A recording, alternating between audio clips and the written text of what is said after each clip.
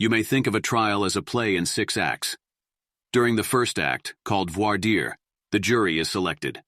Our first video covered jury selection. In Act 2, an attorney for each side makes an opening statement to the jury, summarizing his side's point of view. This video will open Act 2, presented here as a digest of the main points each attorney made in Mike's trial. Act 3 will follow and be broken into 2 parts given in the same order as they were presented in court. First, the plaintiff's witnesses and experts presented their testimony to the jury, and then the defense presented theirs. Act 4 is again performed by an attorney for each of the opposing parties, and each of them makes a closing statement or review of the main points their side wants the jury to focus on. In Act 5, the trial's denouement, the judge gives instructions to the jury and then dismisses them to deliberate on the case. In the final act, the jury delivers its verdict on each of the counts of the indictment, and these are read aloud to the courtroom. Although in these videos we are condensing the materials presented at trial, every word we use comes verbatim from the transcript of the proceedings as spoken by the parties involved. Presiding in the U.S. District Court for the Middle District of Florida, Judge William F. Jung was first nominated by President Obama in 2016, but the Senate Judiciary Committee did not vote on his nomination. He was renominated in 2017 by President Trump, with support from Senators Bill Nelson and Marco Rubio. He was confirmed on September 7, 2018. Judge Jung earned a bachelor's degree from Vanderbilt University and a law degree from the University of Illinois College of Law, where he was class valedictorian and served as editor-in-chief of the Illinois Law Review. Francis Frank Murray, who provided the government's opening statement, received his J.D. from Boston College Law School in 2013. In July 2022, Mr. Murray was awarded the 2021 Attorney General's Award for Fraud Prevention by U.S. Attorney General Merrick Garland for a series of prosecutions targeting immigration fraud. A former federal prosecutor at the U.S. Attorney's Office in Tampa, FL, he is now a partner at Jose Suarez, Melville, PA, and Coral Gables, FL. Source: BC Law, Summer 2022 issue. Defense counsel Adam B. Allen received his undergraduate degree cum laude from Tulane University in 1990, and his Juris Doctorate degree with honors from the University of Florida College of Law in 1993. He has practiced criminal defense since 1994 and served as an assistant federal defender, a supervising assistant federal defender, a branch chief, and trial attorney supervisor for the Middle District of Florida since April 2000. He currently serves as a senior trial attorney in the Tampa Division. The Oasis Helpers Working Group is very pleased to introduce Portia, a disinterested party with an impeccable reputation for fairness and insight. Portia first came to public awareness as the jurist invited to preside over one of the most important trials in Western cultural history. In conventional terms, that case may now be styled as Shylock v. Antonio. It was Portia's unique ability to elucidate the fundamental issues at trial that ultimately resolved the dispute and saved the defendant's life. Resolution of the quarrel turned upon enforcement of a contract struck between the 2 parties which the defendant had defaulted on. It appeared to everyone present that the plaintiff's exercise of his contractual rights under the terms of the agreement would result in the defendant's death. Portia brilliantly explained the critical importance of contractual terms and pointed out that they weave the very fabric of social and economic stability into law. Her keen observation of the facts and application of the law resulted in an equitable solution that benefited both parties and saved the life of the defendant. We are pleased to have the privilege of Portia's perspective regarding the criminal trial against Michael J. DaCorta. Being familiar as she is with every essential element of the trial, her reviewing with us its development will help us gain a better understanding of exactly what happened in the Tampa, Florida Middle District Courthouse during the late spring of 2022. Her experience reminds us that, under law, it will forever be of utmost importance to understand the terms of an agreement, as they define the duties and consequences borne by contracting parties. We need jurors to decide facts, decide what happened, and that's why you're here. The burden of proof remains on the government until the end of the case, actually until the verdict is rendered. The government bears the burden, and it's called beyond a reasonable doubt. And I will give you the instructions on the law, and describe that in some detail a little bit later. The government will make their opening statements like a preview of coming attractions. The lawyers will stand up, they'll make opening statements, and they'll provide a roadmap of what each one of them, what he says he's going to do.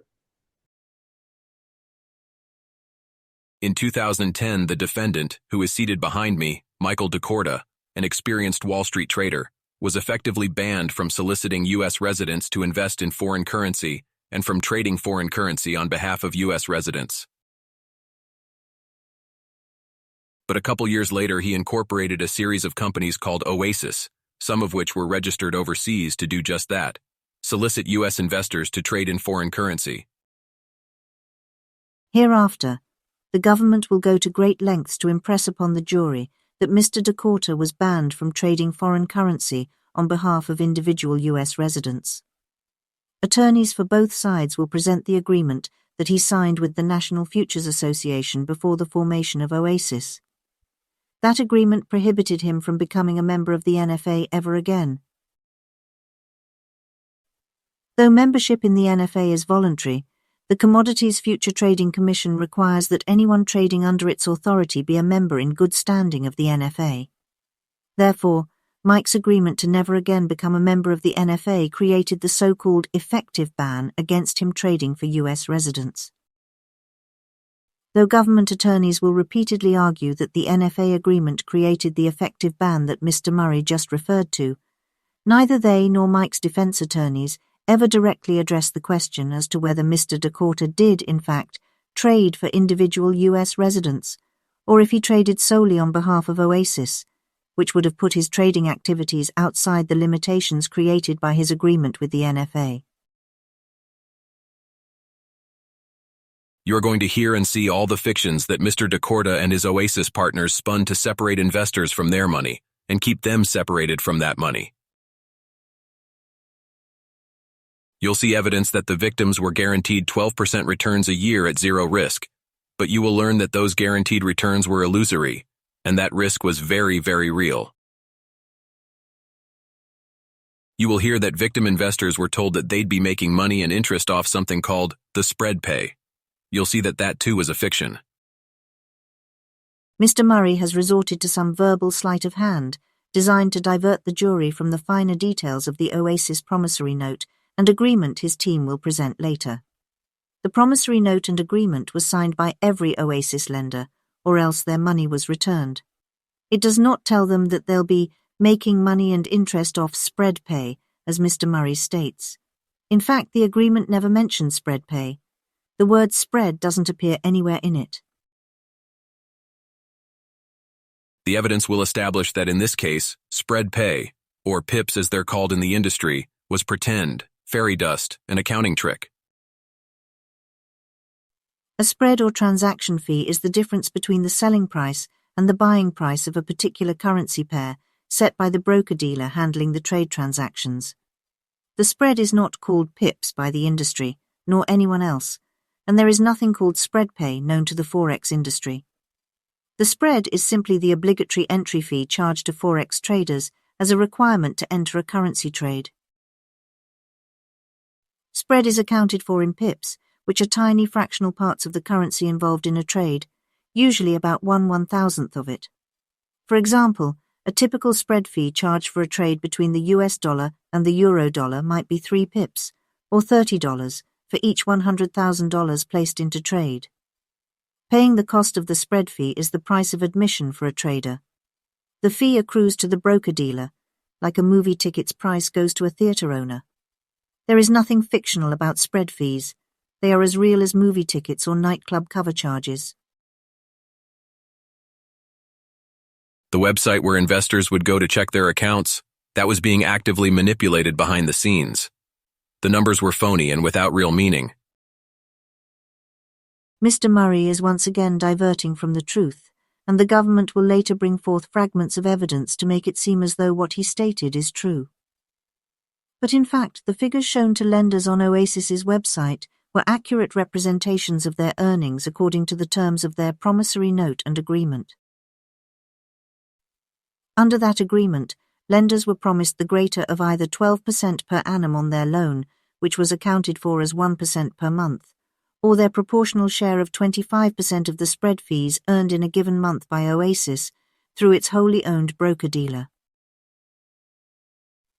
The manipulation behind the scenes that Mr. Murray cites refers to the removal of trading losses or gains, which had nothing whatever to do with the lenders. Aside from spread fees earned, Forex trading losses and gains accrued solely to the company and its partners, not to the lenders. They had to be stripped from the daily record to account for the spread fee share that accumulated each day for the potential benefit of the lenders. At the end of every month, each lender's proportional spread fee shares were added up to see if the sum was greater than the promised 1% return on their loan. If so, that amount was added to the lender's account. If not, a 1% earning was added to it. The removal of daily loss and gain figures was not a manipulation or deceit, but merely a necessary adjustment in the software record to properly account for what was owed under the agreement at month's end. This was only done to present an accurate daily progress report to each lender. The earnings calculation could have been managed more easily on a monthly basis without the need to adjust anything daily if the company had not chosen to keep its lenders daily informed. Each lender signed a contractual agreement that promised them an annual return of not less than 12%. The agreement offered no share of trading profits or losses to the lenders, but the government presented exhibits showing substantial losses that resulted from poor trading, leaving the jury with the impression that those losses were suffered by the lenders without their knowledge. The defense counsel failed to correct that false impression. You will see the defendant never made his investors a single dollar. Oasis didn't make a dime. It was never proven whether or not Oasis made any money, because neither side presented the company's balance sheets, though both of them presumably had copies for both Oasis Management and Oasis International Group. The balance sheets would have shown both the assets and the liabilities for each company. From its founding all the way up until April of 2019, the defendant raised roughly $77 million. The evidence will show the defendant and his co-conspirators were spending about a third of that $77 million on themselves. On personal luxuries like sports cars, multi-million-dollar Florida homes, trips on private jets, setting up business ventures for their children. They also used about the final third of that $77 million to make Ponzi-style payments to other investors to continue the illusion of Oasis being profitable. The defendant also began asking investors to sign risk disclosure agreements. You will see and read those agreements, long, complicated legal documents. You will see it contained fine print allowing Oasis to essentially do anything they wanted with the investors' money. The defendant spent the victim's money, transferring millions of dollars to himself and his partners to live a lavish and opulent Florida lifestyle. This trial is about Mr. DaCorta making false statements, fraudulent statements, material omissions in order to separate the victims from their money to begin with. It's about his continued deception to keep them separated from their money, to keep them from pulling out of Oasis, even when he knew things weren't going well. This trial is about Mr. DaCorta lying to take their money to gamble it in the markets, while at the same time spending approximately a third of it to live a lavish lifestyle with his co-conspirators, and another third of it for those Ponzi-style payments I mentioned. Did you find all that interesting? No. Let's review the 6 elements for fraud, which is the foundation of the government's cause of action against Mr. DaCorta. Remember, every one of these 6 elements must have been present in order to convict Mike DaCorta of the crimes he was alleged to have committed. First, Mr. DaCorta had to make a false statement. Second, the false statement had to concern a fact at the heart of the plaintiff's damages. And you'll want to keep in mind that the plaintiff here is the United States, the U.S. government. Third, Mike DaCorta had to know that the statement he made was false when he made it. Fourth, he had to intend that the plaintiff act in reliance upon his false statement. Fifth, the plaintiff acted reasonably in relying on the statement and did act upon it. And finally, the plaintiff suffered damages by relying upon the false statement. Presumably, the U.S. government acted at the behest and on behalf of a damaged citizen or Oasis investor, but it has never been shown who that person was, so one wonders how the U.S. government had been damaged. Just asking. Any luck? No, I checked all the doors. They got us locked in.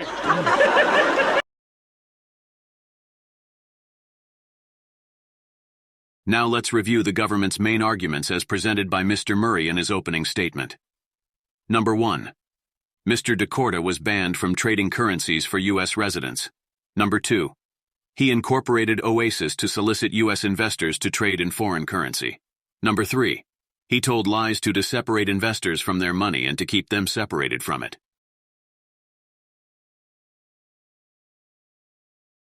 Number 4. Lenders were guaranteed 12% annual returns, but those returns were illusory. Number 5. Lenders were told they'd earn spread fees, but that was false. Number 6. In this case, spread pay or PIPs was pretend, fairy dust, an accounting trick. Number 7. The website reporting earnings was manipulated and the numbers were phony. Number 8. Oasis didn't earn a dime. Number 9. The defendants spent about $25,600,000 on themselves for things like luxury cars, multi-million-dollar homes, private jets. Number 10. They also spent an equal amount, Ponzi style, paying off lenders.